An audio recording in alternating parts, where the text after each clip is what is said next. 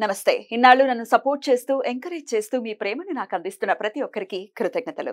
అలాగే ఈ వీడియో కూడా ఖచ్చితంగా మీకు ఉపయోగపడుతుంది. లైక్, షేర్ అండ్ సబ్స్క్రైబ్ చేసి మీ సపోర్ట్‌ని నాకు అందించండి. అలాగే ఈ వీడియో పట్ల మీకున్న అభిప్రాయాన్ని కామెంట్ సెక్షన్‌లో కామెంట్ చేసి తెలియజేయండి.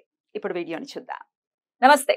Welcome to our channel. నేను పద్మిని. ప్రస్తుతంతో పాటు ప్రముఖ ఆధ్యాత్మికవేత్త, ఆస్ట్రోన్యూమరాలజిస్ట్, వేదిక్ వాస్తు స్పెషలిస్ట్, శ్రీ విద్య మరియు హనుమత్ ఉపాసకులు బ్రహ్మశ్రీ డాక్టర్ సిస్లా జయశంకర్ గారు మనతో పాటు ఉన్నారు. మాట్లాడదాం. సార్ నమస్తే సార్.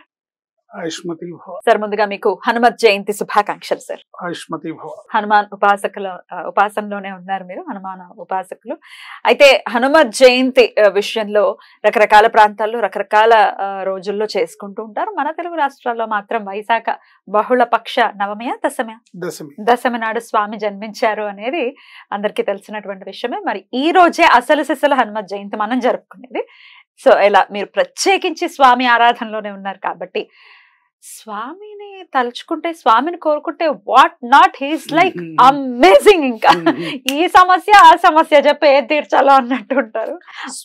స్మర్తృగామి సనోవత్ అని ఇద్దరికే పేరు, దత్తుడికి, దత్తాత్రేయుడికి, ఆంజనేయ స్వామికి. డెఫినెట్లీ పిలిస్తే పలికే దైవం. డెఫినెట్లీ.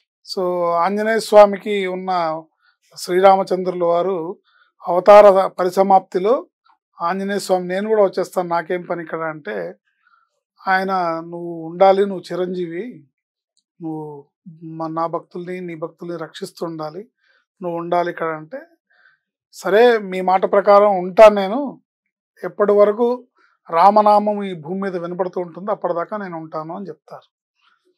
సో అలా ఆయనకి నిర్దేశింపబడిన పనులు రెండే. ఒకటి తన భక్తుల్ని కాపాడడం, రెండు రామ భక్తుల్ని కాపాడడం. అద్భుతం. ఇలా చేయగలిగింది అసలు అంటే ఏదైనా ఏ కోరికైనా తీర్చగలిగేటటువంటి సత్తా ఉన్నది ఒక్క శివుడికి మాత్రమే. ఆ శివాంశ అయినటువంటి ఆంజనేయుడికి మాత్రమే. అభేదం శివుడికి ఆంజనేయ స్వామికి అభేదం. శివుడి ఆంజనేయ స్వామి, ఆంజనేయ స్వామి శివుడు, తేడా లేదు. మరి ఎలా స్వామిని ఎలా వైశాఖ బహుళ దశమి రోజు స్వామి అవతారం ఈ భూమి మీద జరిగింది. సో ఈ సంవత్సరం ప్రత్యేకంగా శనివారం నాడు వచ్చింది, చాలా విశేషం. జూన్ 1వ తారీఖు శనివారం నాడు హనుమత్ జయంతి. మనం ఎంత చేస్తే ఎంత చేసినా తక్కువే, ఆయనకి ఏం చేసినా తక్కువే. ఏంటి, కొండంత దేవుడికి కొండంత పత్రి వేయలేం కాబట్టి మన భక్తి కొలది ఆయనకి ఆకు పూజ చేసుకోవచ్చు, సింధూర లేపనం చేయించవచ్చు, వడమాల వేయచ్చు. ఆ రోజు శనివారం వచ్చింది, స్వామికి వడమాల వేస్తే చాలా విశేషం.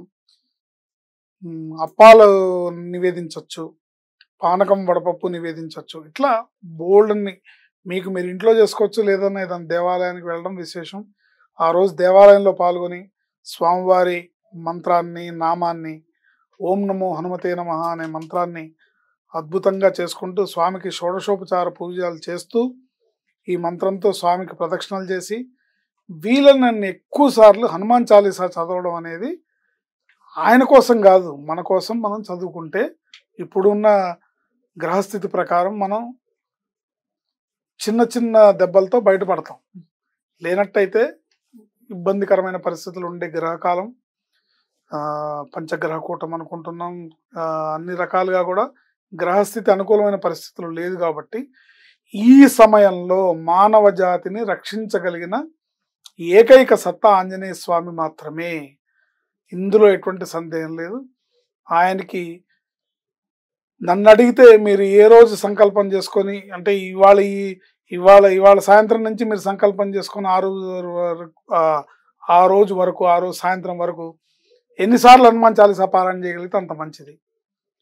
ఏంటి, నన్ను అడిగితే 1000 సార్లు చేయమంట. ఏంటి, లేదా 108 సార్లు చేయొచ్చు, లేదా 500 సార్లు చేయొచ్చు, లేదా 54 సార్లు చేయొచ్చు, 21 సార్లు చేయొచ్చు, 11 సార్లు చేయొచ్చు. మీ భక్తి, మీ ఆసక్తి. హనుమాన్ చాలీసాని ఎక్కువగా పారాయణ చేసుకోవడం అనేది ఈ హనుమత్ జయంతికి నేను చెప్తున్న సూచన. తప్పకుండా ఎంత ఎక్కువగా వీలుంటే అంత ఎక్కువగా హనుమాన్ చాలీసా, ఎంతమంది ఎక్కువ వీలైతే అంతమంది హనుమాన్ చాలీసా పారాయణ చేయడం అనేది మనల్ని రక్షిస్తుంది, కాపాడుతుంది, ఉద్ధరిస్తుంది. ప్రదక్షిణలు కూడా ప్రత్యేకించి స్వామివారికి చెప్తూ ఉంటారు. ఏదైనా సమస్య వస్తే ముందు వెళ్ళి ఆంజనేయ స్వామి గుడికి వెళ్ళి ప్రదక్షిణలు చేయి, ఖచ్చితంగా సమస్య సాల్వ్ అయిపోతుంది అని అంటారు. ఎందుకంటే ఆయన నిరంతరం రామనామ ధ్యానంలో ఉంటాడు. నిరంతరం రామనామ ధ్యానంలో ఉంటాడు. ఒక భక్తుడు ప్రదక్షిణం చేస్తున్నాడు అంటే ఆయన ధ్యానం డిస్టర్బ్ అవుతుంది. ఆయన రామ్ రామ్ రామ్ అంటూ ఆయన రామనామం జపం చేస్తుంటాడు. మనం ప్రదక్షిణ చేస్తుంటే ఆయనకి డిస్టర్బ్ అవుతుంది. ఆ డిస్టర్బ్ అయినప్పుడు ఆయన విసుగ్గా, ఎవడు వీడు నా చుట్టూ తిరుగుతున్నాడు, నీ కోరిక ఏంటి, ఎందుకు తిరుగుతున్నాడు, ముందు తీర్చేయి పో, నన్ను జపం చేసుకొని అని అతి శీఘ్రంగా వాడి పని చేస్తాడు. అందుకని ప్రదక్షిణ చేయడం, ఇంకా విశేషంగా ఏంటంటే మిరియాలతో లెక్క పెడుతూ ప్రదక్షిణ చేయడం అనేది విశేషమైన ఫలితాన్ని ఇస్తుంది. అంటే కొంచెం ఆయనకి ఇంకొంచెం హీట్ ఎక్కిస్తుంది అనమాట. కౌంటింగ్ ఇప్పుడు ఒక 108 చేస్తే 108 మిరియాలు లెక్క పెట్టుకొని ఒక ప్రదక్షిణ చేయగానే ఒక మిరియం అక్కడ పెట్టి చేస్తే 41 రోజులు మిరియాలతో స్వామికి 108 ప్రదక్షిణాలు చేస్తే ఈ భూమి మీద పరిష్కరింపబడని సమస్య అనేది లేదు లేదు లేదు. ప్రతిరోజు 11 సార్లు హనుమాన్ చాలీసా చదవాలి, స్వామికి 108 ప్రదక్షిణాలు చేయాలి. మంగళవారం శనివారం విశేషమైన స్వామికి ఏదన్నా అర్చనో, ఆకుపూజో, సింధూర లేపనము, వడమాలో, అప్పాల నివేదనం, ఏదో ఒకటి సంథింగ్ ఆయనకి నివేదించి ఆయన ప్రదక్షిణాలు చేయడం వల్ల మీ సమస్య ఎంత జటిలమైనా సరే, మీ సమస్య 100 రూపాయలైనా, 100 కోట్లైనా, 1000 కోట్లైనా, 1,00,000 కోట్లైనా, ఎంత పెద్ద సమస్య అయినా ఆయనకి ఒక రోమంతో సమానం, ఖచ్చితంగా పరిష్కరింపబడుతుంది. ఈ హనుమాన్ చాలీస, ఈ హనుమత్ జయంతికి ప్రతి వాళ్ళు కూడా నేను చెప్పే సూచన ఏంటంటే వీలైనన్ని ఎక్కువ సార్లు ప్రతిరోజు ఇప్పటి నుంచే మొదలు పెట్టండి. ప్రతిరోజు హనుమాన్ చాలీసా చేయడం వల్ల అనేక గ్రహ సమస్యల నుంచి, గ్రహ బాధల నుంచి, ఈతి బాధల నుంచి బయటపడతారు. చాలా మంది అంటారు, ఏమండి మా అబ్బాయి అమెరికాలో ఉంటాడు, అక్కడ ఆంజనేయ స్వామి గుడి దగ్గరలో లేదండి, ఏం చేయాలి? ఆంజనేయ స్వామిని ప్రసన్నం చేసుకోవడానికి హనుమాన్ పిలిస్తే, ఆర్తిగా పిలిస్తే పలికే దైవం ఆయన. ఏంటి, నేను ఎంతోమంది నా క్లయింట్స్కి మీకు దగ్గరలో గుడి లేకపోతే కుర్చీలో ఆంజనేయ స్వామి ఫోటో పెట్టి దాని చుట్టూ ప్రదక్షిణాలు చేయండి అని చెప్పి వాళ్ళు చేసి సత్ఫలితాలు పొందిన వాళ్ళు ఎంతో మంది ఉన్నారు. ఇదే 108 సేమ్ మిరియాలతో చేయొచ్చు, మామూలుగా కూడా చేయొచ్చు. అంటే అదొక పద్ధతి. అంటే నువ్వు బాగా నాకు ఇది కావాల్సిందే స్వామి, నాకు ఇది ఎలా అయినా నువ్వు నాకు చేసి పెట్టాలనుకున్నప్పుడు ఆ మిరియాలతో చేయడం అనే పద్ధతి ఉంది. అంత ఆయన్ని రెచ్చగొట్టక్కర్లేదు, భక్త సులభుడు. ఆయన్ని ఆర్తిగా పిలిచి స్వామి దయచూడు అంటే అద్భుతంగా నీ సమస్య ఏంటనేది తీరుస్తాడు. Right sir. అయితే మీరు హనుమత్ ఉపాసనలో ప్రత్యేకంగా ఉన్నారు కాబట్టి హనుమాన్ చాలీసా ఓకే, అది కాకుండా ఇంకేదైనా నామం, పవర్ఫుల్ నామం ఏదైనా ఉందా స్వామికి ప్రీతికరమైనది? స్వామికి ప్రీతికరమైనవి అనేకం ఉన్నాయి, కానీ ఆయనకి శ్రీరామ పాద సేవా దురంధరాయ నమః అనే నామం చాలా ఇష్టం. ఎందుకంటే రామభక్తుడు కాబట్టి రామ అంటే చాలు ఆయన ఉప్పొంగిపోయి ఆర్ద్రతతో ఆయన హృదయం ఉప్పొంగిపోతుంది. అందుకని ఆంజనేయ స్వామిని శ్రీరామ పాద సేవా దురంధరాయ నమః, ఓం నమో హనుమతే నమః అని రెండు కలిపి ఓం నమో హనుమతే నమః, శ్రీరామ పాద సేవా దురంధరాయ నమః, ఓం నమో హనుమతే నమః అని ఇట్లా చేసుకోవడం వల్ల తప్పకుండా ఆయన అనుగ్రహిస్తారు. ఆయన ఈ హనుమాన్ చాలీసా ఒకటే కాదండి, ఆంజనేయ స్వామి ఉపాసనలో సుందరాకాండకు విశేషమైన ఫలితం ఉంది.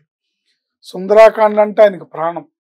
ఎందుకంటే ఆయన లీలలన్నీ, ఆయన అవతారం యొక్క వైభవం మొత్తం కూడా సుందరాకాండలో బయటపడుతుంది కాబట్టి, అక్కడి నుంచి మొదలవుతుంది కాబట్టి ఆ సుందరమైన సుందరకాండని పారాయణ చేయడం అనేది చాలా విశేషం.